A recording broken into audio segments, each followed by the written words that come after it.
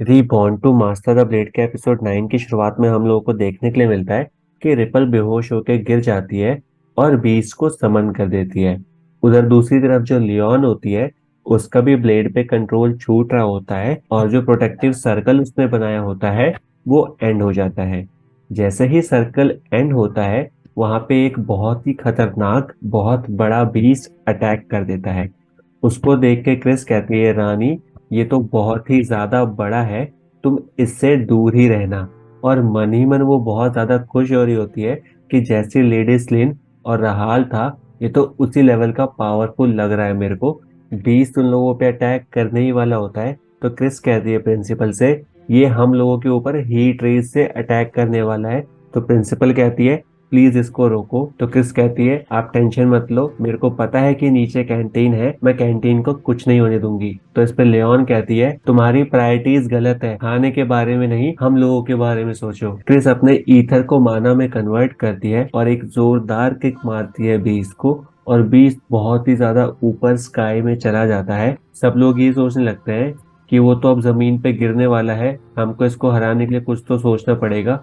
तभी हमको देखने के लिए मिलता है कि जो युवा होती है वो ग्राउंड में वॉक कर रही होती है। ये सारे लोग उसको इशारा करके बोलने लगते हैं कि ऊपर देखो बीस गिरने वाला है।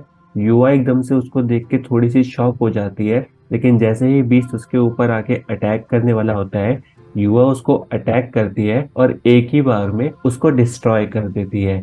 ये देख के सब लोग उससे बहुत ज्यादा इम्प्रेस हो जाते हैं कि युवा ने तो बस एक ही सेकंड के अंदर बीस को खत्म कर दिया इजीली। अगला सीन हम लोगों को दिखाया जाता है जहाँ पे रिपल बेहोश पड़ी होती है सोफे पे। हाईलैंडर कहता है रिपल जब तक फिर से माना ड्रेन नहीं कर लेती तब तक बीस को समन नहीं कर पाएगी। इस पे क्रिस कहती है जब तक रिपल फिर से माना ड्रेन नहीं करती मतलब कोई भी बीस को समन नहीं होने वाला।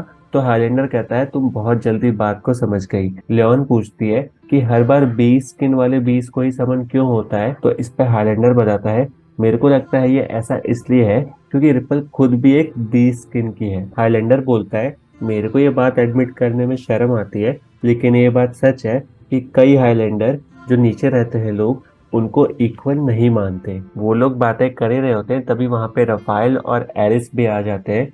वो कहते हैं हम हाईलैंडर को लेने आए हैं, प्रिंस ने अभी इनको पैलेस में बुलाया है। अगला सीन हम लोगों को देखने के लिए मिलता है हॉट स्प्रिंग का, जहाँ पे ये चारों लड़कियां बात ले रही होती है और बातें कर रही होती है कि बहुत दिनों से किसी भी बीस्ट ने अटैक नहीं किया होता। और इस बात से बाकी सब लोग खुश होते हैं सिवाय क्रिस के। क्रिस बहुत ज्यादा उदास लग रही होती है कि ना कोई बीस्ट आ रहा है ना ही कोई प्रिजनर की एक्टिविटी हो रही है, मैं तो यहाँ बोर हो रही हूँ। लियोन कहती है क्रिस के एक्सप्रेशन तो ऐसे है जैसे मान लो उसके क्रश ने उसको डंप कर दिया हो। वो लोग आपस में थोड़ी देर मस्ती करते हैं और उसके बाद हमको अगला सीन दिखाया जाता है जहाँ पे क्रिस और रानी हॉल में जा रहे होते हैं। तभी प्रिंसिपल उनको आवाज लगाती है और कहती है रानी, क्रिस, तुम लोग अपनी यूनिफॉर्म पहन के एक बार मेरे ऑफिस में आ जाओ, तुम लोगों से कुछ इम्पोर्टेंट बात करनी है। जब वो लोग ऑफिस में आते हैं तो रानी को बताती है प्रिंसिपल कि जो सर थियो है उसने तुम्हारे लिए नया आर्टिफैक्ट भेजा है और इसका जो सेकंड फंक्शन है वो है वुंड को भरना।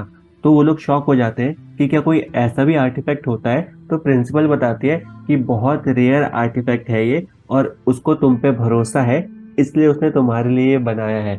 और वो कहती है कि उसने ये भी बोला है कि उसको तुम्हारे ऊपर पूरा भरोसा है कि तुम रिपल का पूरा ख्याल रखोगी। वो लोग ऑफिस में बातें कर ही रहे होते हैं तभी हमको देखने के लिए मिलता है कि एक बहुत जोर का धमाका होता है।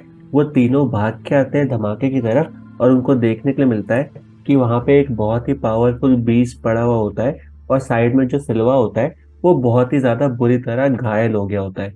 प्रिंसिपल पूछते हैं उनसे यहाँ पे क्या हुआ, तुम इतने ज्यादा घायल कैसे हो गए। तो वो कहता है मेरे पास कोई भी बहाना नहीं है, ये मेरी गलती है। तो वहां खड़ा एक और स्टूडेंट कहता है तुम्हारी नहीं, ये उन लोगों की गलती है। और तब हमको देखने के लिए मिलता है कि वहां पे लहती और पुल्लम होते हैं। वहां खड़ा सिल्वा का क्लासमेट गुस्से में कहता है तुम्हारी वजह से सिल्वा इतनी बुरी तरह घायल हो गया। तो सिल्वा उसको कहता है ऐसी बातें मत करो, मेरे पास एक ग्रेटर रूइन है जिसकी वजह से मेरी रिस्पॉन्सिबिलिटी बनती है कि मेरे से जो कमजोर लोग हैं जिनके पास कोई भी रूइन नहीं है मैं उनको प्रोटेक्ट करूं। सिल्वा ये बोलते बोलते बेहोश हो जाता है। प्रिंसिपल कहती है जल्दी से इसको मेडिकल रूम में लेके चलो, इसकी हालत कुछ खराब लग रही है। तभी वहां पे जो रानी होती है वो अपना जो गिफ्ट होती है वो लेके आती है और कहती है, प्रिंसिपल मैं कुछ ट्राई करना चाहूंगी। तो इस पे प्रिंसिपल कहती है, तुम्हारा जख्म भरने वाला आर्टिफैक्ट, हाँ बिल्कुल तुमको इसको ट्राई करना चाहिए। प्रिंसिपल उसको पीछे से बताती रहती है कि तुम्हारा सारा माना कंसंट्रेट करो अपनी फिंगर टिप्स पे, जिसकी वजह से वो सारा ट्रांसफर हो पाएगा। प्रिंसिपल उसको पीछे से बताती रहती है और रानी उसके इंस्ट्रक्शंस को फॉलो करने लगती है। थोड़ी देर में हम लोगों को देखने के लिए मिलता है कि आर्टिफैक्ट अपना काम करने लगता है। जो सिल्वा है उसके वूंड भरने लगते हैं। क्रिस नोटिस करती है कि वूंड भरने की वजह से रानी की बहुत ज्यादा पावर ड्रेन हो रही है। तो वो उसकी हेल्प करने के लिए कहती है, मैं तुम्हारी हेल्प करती हूँ। और दोनों मिल के फिर अपना माना और ईथर को यूज करते हुए पूरी पावर लगा देते हैं। और फिर थोड़ी देर में हमको देखने के लिए मिलता है कि सिल्वा के सारे वूंड भर जाते हैं। अगला सीन हम लोगों को दिखाया जाता है स्कूल के नेक्स्ट डे का। और क्रिस और रानी दोनों की हालत बहुत ज्यादा खराब लग रही होती है। हमको लगता है कि शायद जो इन लोगों ने रात को इतनी मेहनत की थी उसकी वजह से इनकी हालत इतनी खराब है। लेकिन तभी हमको दिखाया जाता है कि उनकी प्लेट पे बहुत सारा फूड पड़ा होता है और वो बहुत ज्यादा स्पाइसी होता है। सारे स्टूडेंट उनको बहुत ज्यादा हैरानी से देख रहे होते हैं और सोच रहे होते हैं कि इतना स्पाइसी फूड ये लोग कैसे खा पा रहे हैं। क्रिस कहती है, कल रात को सिल्वा बिल्कुल भी गुस्से में नहीं लगा। जैसा उसने हमारे साथ उस दिन बिहेव किया था, मेरे को तो लगता था वो बहुत ज्यादा घमंडी है, लेकिन उसने कल लहती के साथ कितने अच्छे से बिहेव किया। तो इस पे रानी कहती है, मेरे को ऐसा लगता है कि शायद सिल्वा एक ऐसा लड़का है जिसको लड़के पसंद है, इसलिए उसने कल रात को लहती को ज्यादा कुछ नहीं बोला। रानी ये बोल ही रही होती है, तभी सिल्वा भी वहां पे आ जाता है और कहता है, क्या तुम मेरे बारे में ऐसी अजम्पशंस बनाना बंद करोगी। सिल्वा को देख कर क्रिस पूछती है, तुम्हारी तबीयत अब कैसी है। तो सिल्वा बताता है कि उसके सारे वुंड ऑलमोस्ट भर गए हैं और वो बहुत ज्यादा बेटर फील कर रहा है।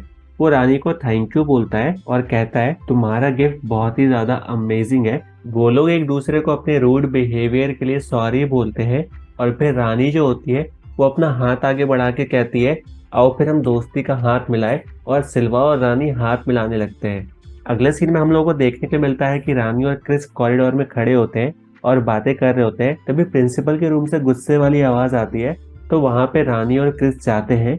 रूम के अंदर जाते हैं तो उनको पता चलता है कि रॉयल गार्ड्स ने इन्फॉर्म किया है कि आगे से वो लोग प्रोटेक्ट करेंगे रिपल को। क्रिस और रानी पूछते हैं कि ऐसा वो लोग क्यों करने वाले हैं। तो प्रिंसिपल कहती है, मेरे को ऐसा लगता है कि वो लोग हाईलैंड पे रिपल को रिटर्न करना चाहते हैं और कोई दूसरी हायरल मिनास बनाना चाहते हैं। तो रानी ये बात सुन के बहुत ज्यादा गुस्सा हो जाती है और कहती है, रिपल कोई ऑब्जेक्ट नहीं है जिसको अगर वो थोड़ी सी तबीयत खराब है तो रिप्लेस कर देंगे। इस पे प्रिंसिपल भी कहती है, हाँ बिल्कुल, हम लोगों ने वादा किया था कि रिपल को हम लोग प्रोटेक्ट करेंगे और आगे भी हम ही लोग इनको प्रोटेक्ट करेंगे। अगले सीन में हम लोगों को देखने के लिए मिलता है कि लिज और लियोन आपस में बातें करते हुए जा रहे होते हैं और तभी वहां पे प्रिजनर फ्लो भी हो रहा होता है। वो लोग बातें कर रहे होते हैं कि जो लहती और पुल्लम है वो प्रिंसिपल का लेटर लेके गए हैं प्रिंस के पास। लिज कहती है, जिस टाइम पे प्रिंस यहाँ पे नहीं है उस टाइम पे रॉयल गार्ड ने ऐसा फैसला लिया, मेरे को ऐसा लगता है कि इसके पीछे जरूर कोई साजिश है। वो लोग बातें करते हुए ऐसे ही आगे चल रहे होते, तभी हमको देखने के लिए मिलता है कि पीछे से एक बीस्ट ने उनपे अटैक कर दिया होता है। लियोन तैयार हो जाती है उससे फाइट करने के लिए और उसकी तरफ भागते हुए जाती है।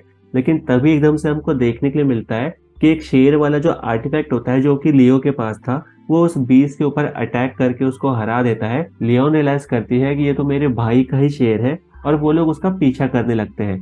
पीछा करते करते वो लोग एक अंडरग्राउंड गुफा में पहुंच जाते हैं, जहां पे हमको देखने के लिए मिलता है कि लियो वहां खड़ा होता है और वो उसके पास जाने लगती है। तभी लिज उसको कहती है, रुक जाओ, मेरे को यहाँ पे किसी और की प्रेजेंस भी फील हो रही है। और तभी हम लोगों को वहां पे देखने के लिए मिलता है कि वो जो लेडी होती है जिसके साथ क्रिस ने फाइट की होती है लेडी स्लिन के पास जब वो लोग गए थे, और जो ब्लड चिल ब्रिगेड का जो लीडर होता है, वो दोनों वहां पे आ गए होते हैं। लियोन पूछती है, भाई क्या तुम इन लोगों के साथ काम कर रहे हो। और इसी सस्पेंस वाले सीन पे हमारा एपिसोड एंड हो जाता है। आप लोगों को ये सीरीज कैसी लग रही है मेरे को कमेंट में जरूर बताओ। चैनल को सब्सक्राइब करके सपोर्ट करो। बहुत जल्द मिलता हूँ नेक्स्ट एपिसोड के साथ, तब तक के लिए सायोनारा।